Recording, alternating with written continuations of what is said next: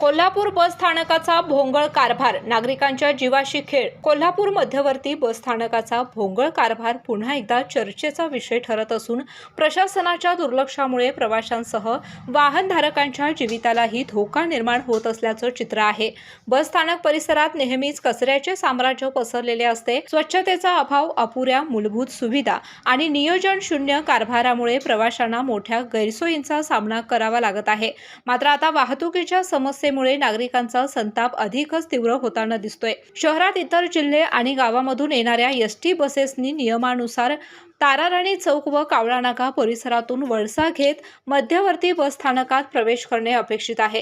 मात्र वेळ वाचवण्याच्या उद्देशाने अनेक एसटी चालक नियम धाब्यावर बसवत थेट राजीव गांधी पुतळा परिसरातून धोकादायक पद्धतीने टर्न घेत बस स्थानकाच्या दिशेने येत असल्याचं वास्तव समोर आले आहे। विशेष म्हणजे कावळा नाका परिसरातून वळसा घेण्याऐवजी अलीकडेच डिवायडर जवळ अचानक टर्न घेतला जात असल्याने या मार्गावर सतत वाहतूक कोंडी निर्माण होत आहे। शहरातील मुख्य वर्दळीच्या मार्गावर दर 5 मिनिटांनी एखादी एसटी बस अशा प्रकारे वळण घेत असल्याने वाहन चालकांची अक्षरशः कोंडी होत असून नागरिकांना मनस्ताप सहन करावा लागतोय।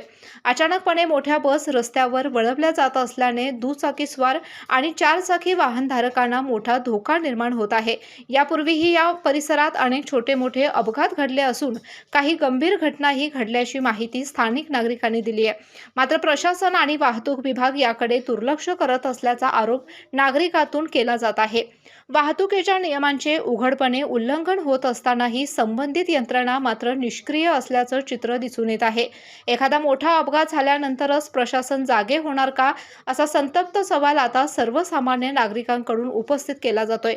कोल्हापूर शहरातील वाढती वाहतूक आणि नागरिकांच्या सुरक्षिततेचा विचार करता प्रशासनाने तातडीने या प्रकारची गंभीर दखल घेणे आवश्यक आहे।